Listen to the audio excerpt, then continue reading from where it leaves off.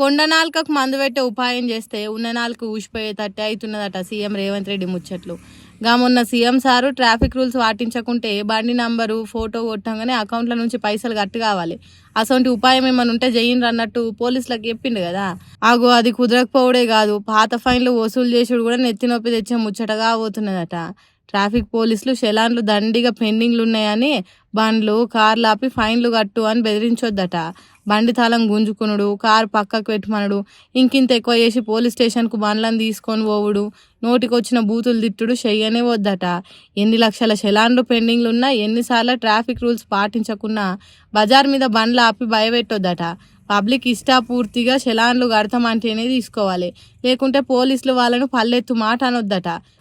పట్టి చలాన్లు వసూలు చేయొద్దట.